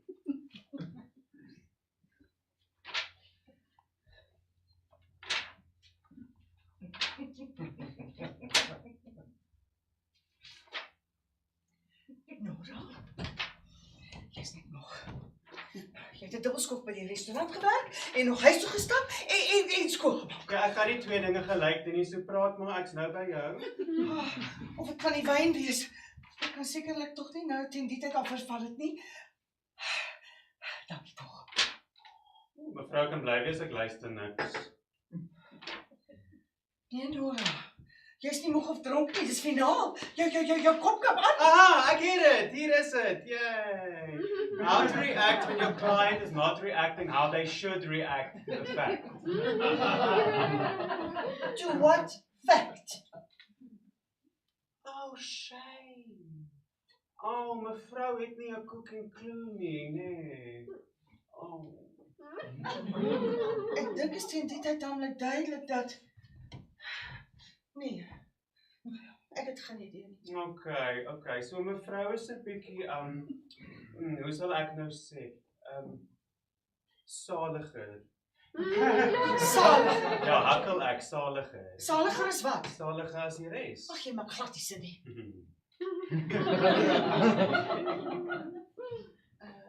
Is ek? Nee. Oh, dankie tog. So, hierdie is soos 'n droom of 'n ding. Okay. So die standard operating guide sê die eerste ding wat die kliënte gewoonlik vra is of hulle droom. Ek het gedink dis wat mevrou wou vra, maar nee, jy's nie in 'n droom nie en ja, jy het inderdaad gevrek, sorry. So, ek is dood. Vat asseblief al die tyd wat u sou benodig om hierdie ontstellende nuus te verwerk. 'n Glas water kan help om enige ongemaklike emosies te kalmeer. Was ook rustige musiek.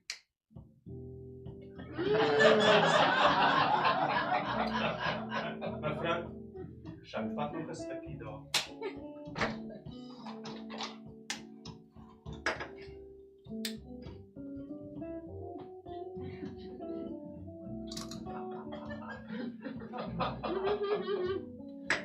Nou,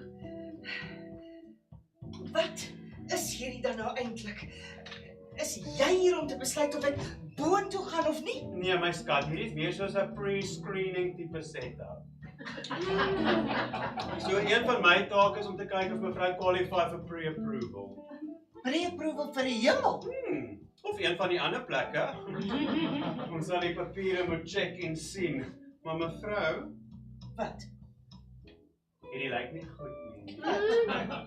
Dit lyk nie goed nie. Het mevrou 'n psychopomp? 'n wat? Het ek dan 'n strookloop kry, waarvan ek niks weet nie. 'n Psychopomp, iemand om 'n vrou te vat van waar mevrou was toe sy nog warm asem kon haal, tot, wherever mevrou hier op pad is. 'n guide, het mevrou so iets. Wat? Laat ek nog een keer hoor hoe jy wat sê, dan submit ek hierdie val net so, het ons mekaar. Jammer, hierdie, dis, alles is 'n bietjie nuut en ek sê heeltemal seker dat ek hier hoort nie. Ja, okay, no judgment. Yet. Wat se geloof was mevrou? Ek was glad nie gelowig nie spesifiek nie. Ek weet daar's iets groter. Ek het net nooit die doel gesien. Ja, okay, ek vra nie dat mevrou loop testify nie, mense, weet jy staan wonder gaan jy loop haal die dag wat jy peg vandag. Het jy enige iemand imagine, jy weet 'n engel, die Grim Reaper, Shiva, Anubis, Azrael, die Omega, wie? Om eerlik te wees, ek het regtig nie verwag dat daar iets na die dood sal wees nie. Ek sien. Very well, in daai geval sal ons iemand van mevrou se sad soul moet appoint. Gaan hierdie iemand besluit of my ondertoe vat of boontoe vat? Nee mevrou, niks daarvan nie. Hy sal mevrou assist om jou leer te bou, jou saak reg te kry vir die judgment. Ek check wie's available. Ja, okay, hier is een. Nou sien vir hom soos 'n tipe defense attorney, nee? Maar in plaas dat hy vir mevrou se gat uit die tronk probeer hou. You get the picture? Ja, natuurlijk. Ek dink ek verstaan. Dankie. Jy moenie vir my loop dankie sê nie, ek was reg om mevrou net so te pos, nes paperwork, verstaan jy? Ek verstaan, Kry ek wel gou? Defense. Hi, kan jy my hoor? Nou ja, volgens my standard operating guide kan hierdie seël nie qualify vir pre-approval nie. Ja. Jy sal ook moet apply vir 'n manual saaknommer want sy het nog niks. Ek wil vir jou die pryse val soos hy nou staan en vaar jy die saak volgens annexure 2 se subsection 25. Very well. Okay, cherry boy. Bye-bye. Bye-bye. Bye-bye. Nou is mevrou sy probleem. Dankie.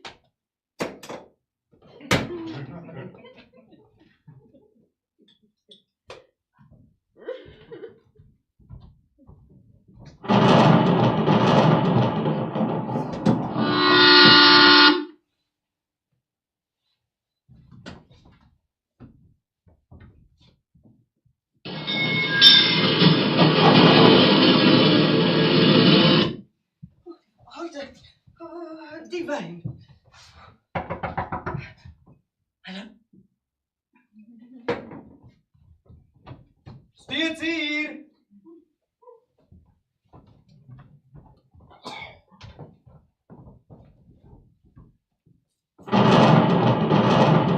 Ons het nie heel ewigheid nie.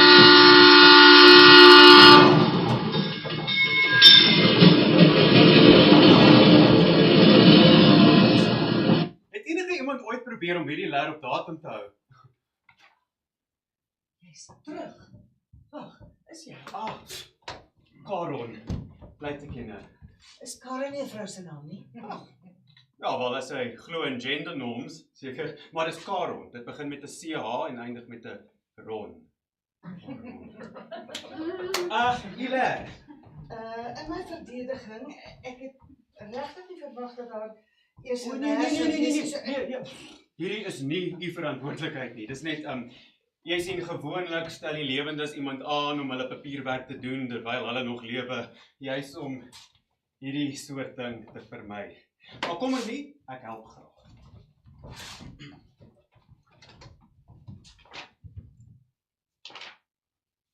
Doen jy hierdie gedoen?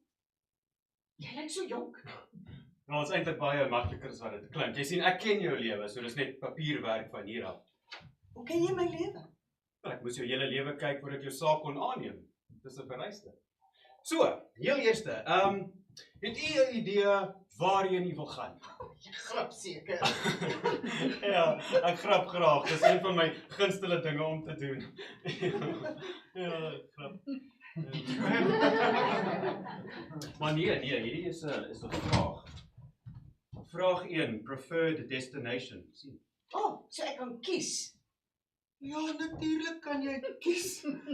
Logika is steeds 'n ding na die dood, Nora. Jy kies eers die huis wat jy wil koop voor jy jou aanbod insit, né? Nee? So hoe dink jy nou? Nora, jy laat my lag, julle mense so snaaks. Wel? Behoor. Natuurlik, wat 'n vraag is dit? Okay, nee, wag nou. Dit is 'n baie belangrike vraag. Nie almal wil na dieselfde plek toe gaan. Wil jy vir my jammer? Ek het net aangeneem dat Ja, kan nie sê ek sou baas nie. Jy het nogal baie dinge aangeneem in jou lewenstyd. Nee. Maar ons kan later daaroor praat. Jy sê bo. Bo? Ja. Okay, enige spesifieke bo? Hoe bedoel jy? Wel, hulle het elkeen hulle eie standaarde en toegang vereistes. Ons kan nie raak skiet as ons nie weet waarheen ons mik. Nee, kom nou, Nora. Wil jy is daar 'n lys met opsies of iets waarna ek kan kyk?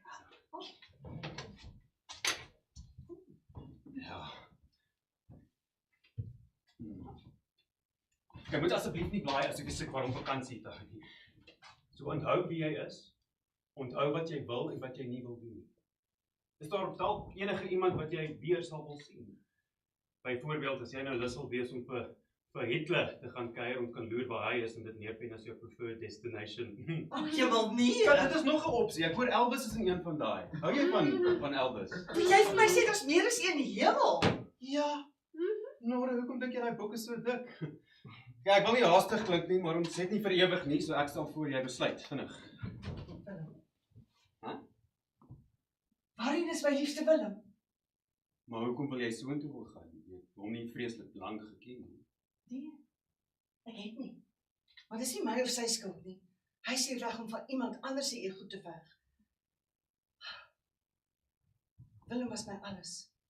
Ons het net hier ingetrek, toe sy brief kom. Ons eerste pos by hierdie adres. Dit was altyd net ons twee. Vandag, 30 jaar, nog steeds net ons twee, al is hy nie hier nie. Hoekom lyk jy soos hy? Jy klink nie soos hy nie, man.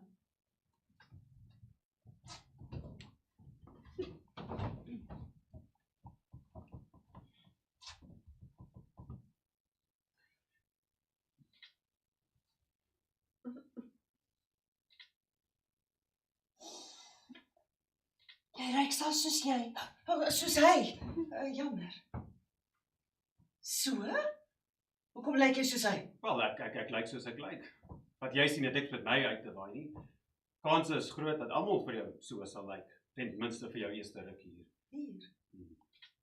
Ek woon al vir hoeveel jare in hierdie huis. Is nie jou huis nie. Nee? Het vleg is nie gesê nie. Nora, ons is op 'n trein. Ja, op pad hoofkantoor toe. Daar op die hoek van Styx en River. Daar word jou aansoek oorweeg en van daar af gaan jy dan verder. Jy sien hoe ek lyk, hoe hierdie kajuit lyk. Selfs net om jou gemaklik te maak. Om dood te wees is vir baie mense moeilik om te aanvaar. Dis eers die trauma van die oomblik en dan... Wag 'n bietjie. Die trauma van die oomblik. Is ek veronderstel om dit te onthou? Wel, as jy wakker was. Ek was reg. Ek hoort nie hier nie. Wat? Ek het nooit gesterf nie, Willem. Karon. Karon. Karon. Kar, whatever. Ek hoort nie hier nie. Jy gaan my help om dit te bewys. Okay, so ons vergeet van Willem. Ons vergeet van Willem. Wag, fok. Nee. Ons vergeet nie van Willem nie. Nooit nie. Ja, ek gaan vir 'n oomblik ophou en tekening maak tot jy besluit het. Ons vergeet nie van Willem nie. Wat? So. Vraag 1. Waarheen? Hoofkantoor toe natuurlik. Ja, Nora, ek is bewus daarvan, maar van daar af? Van daar af kry ons vir Willem. En van daar af neem ek, Leonora Burger, my man terug huis toe.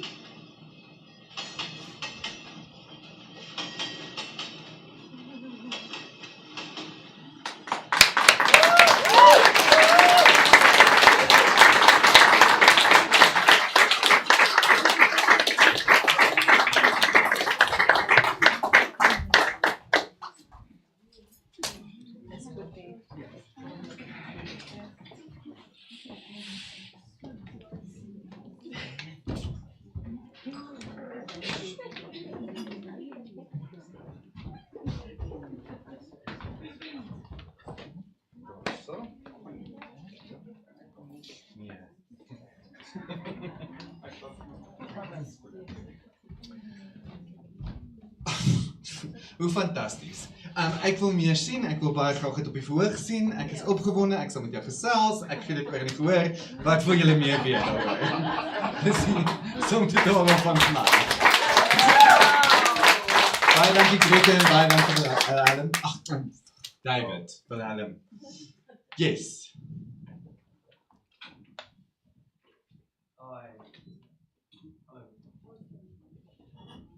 Baie dankie, dit is lieflik. Kan jy vir ons vertel hoe dit eindig? Ek is nogal nuuskierig om te weet. Ons is hier, so jy kan maar net vir ons sê, kry sy al man, wat gebeur?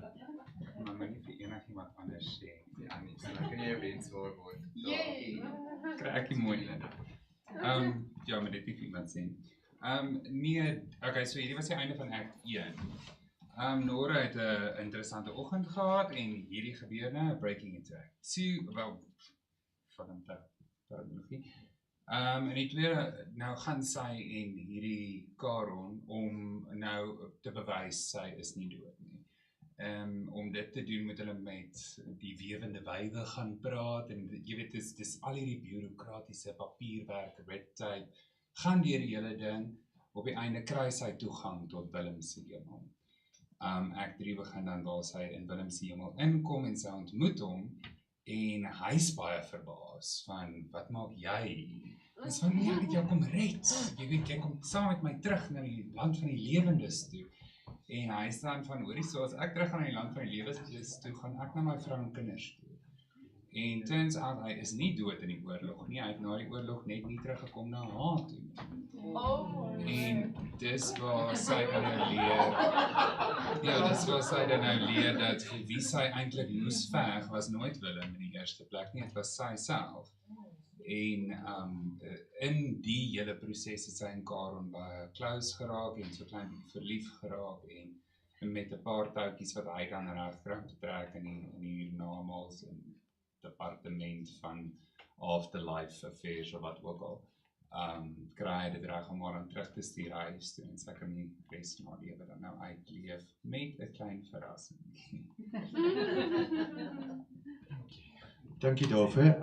Ek wil net sê dat hierdie teks, daar's 'n paar paneellede gewees wat dit gelees het. Ons het maar altyd al lewens, soos ek sê, ons kry oor 100 tekste en hierdie was een van 2 tekste wat al 5 tipe mense wat tipe van dan alles deurgelees het.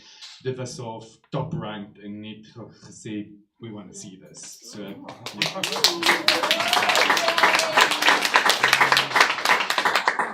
enige ander vrae waar julle wonder? Iemand wat nie die stuk wil sien, wait, verder, gaan. Toby.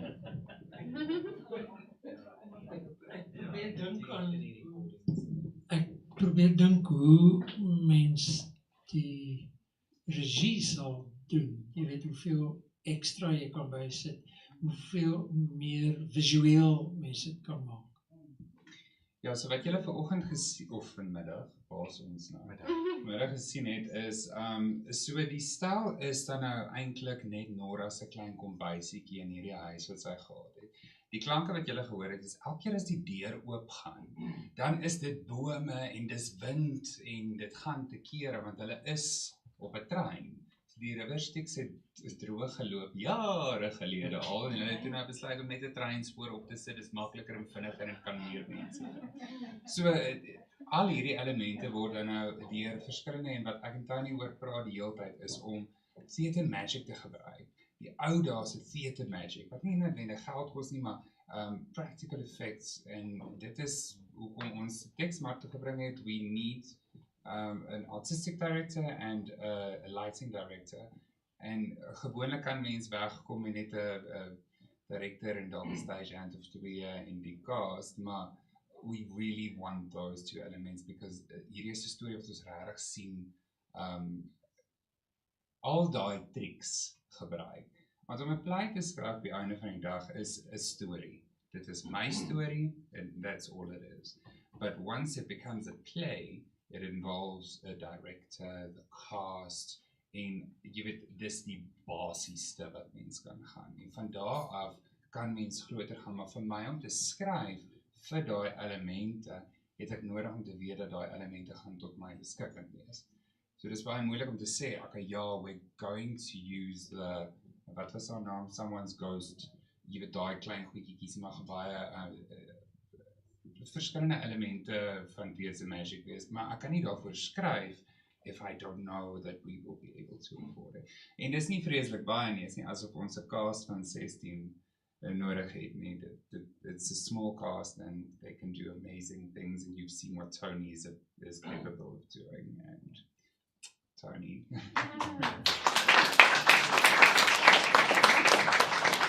So sê gif maar, is daar spesifieke mense reeds in plek vir hierdie produksie, net vir interessantheid? Of is dit Yeah, so we've got Toni, and she was literally if I can't get Toni, I'm not bringing it to Teksmark. And yeah, we've got David and Greta as well. So it depends on where we're going, what we're going, but that's all going to have to be just, onderhandel, of so 'n bit verder. But it depends on who comes in as partners. Daar aan die agterkant is 'n vraag, kommentaar. Ek dink is Saartjie, as ek reg sien. Ek hou baie hiervan. En dit is uit die aard van die saak dink ek ons het na die pandemie nog nie naaste by genoeg gedink oor dood nie. en hoe tasbaar dood geword het nie. Dis die een ding, maar die ander ding wat ek nou vandag vir die eerste keer besef het is, en ek het nie besef jy werk in 'n bureaukratiese omgewing nie, maar ons is eintlik ook in 'n land waar die einde van bureaukrasie is. 'n Totale inploffing van 'n bureaukratiese stelsel. En ek dink daar's ongelooflike, ek hoop jy ontwikkel dit nog verder, dat hierdie op 'n manier ook dan in die einde van bureaukrasie is. Maar dis baie interessante, lekker, dis ek dink baie goeie tydsberekening om so 'n stuk nou te doen.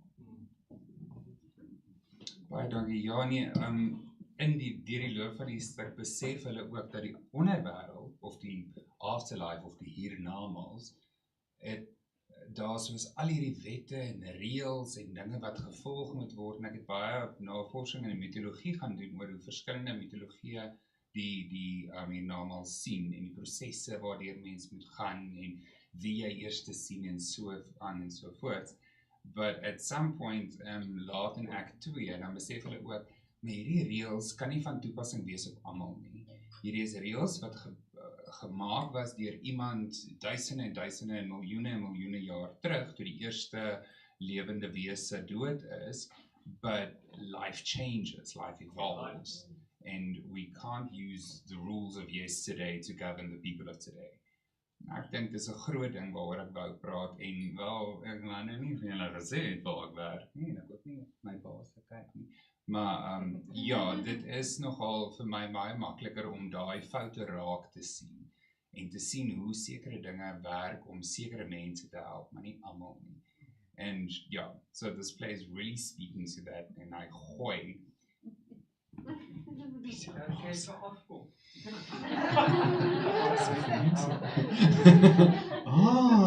Okay. Ek dink wat vir my fantasties is, en ek bedoel, en dis nie omdat ek werk, jy sit so of bietjie hier so mense uit die TV-wêreld en die filmwêreld, maar ek wil net sê dat ek weet mense op paar of dit eers as 'n toneelstuk 100% wil sien, so hierdie comment is glad nie, but ek dink net dat dit ook uiteindelik die potensiaal om 'n absolute fantastiese film te maak. Ek dink, want dit visually, jy weet, kan jy baie, maar I think the magic of theater is wat dit, jy weet, ja, I mean, you can't beat that. Is daar enige ander dringende kommentaar, of dringende dinge wat julle wil sê? Goed, dan sê ek vir jou baie dankie. Ek sê vir almal baie dankie. Dankie, dit is die einde van die jaar se Teksmark. Ons sien julle volgende jaar, baie dankie.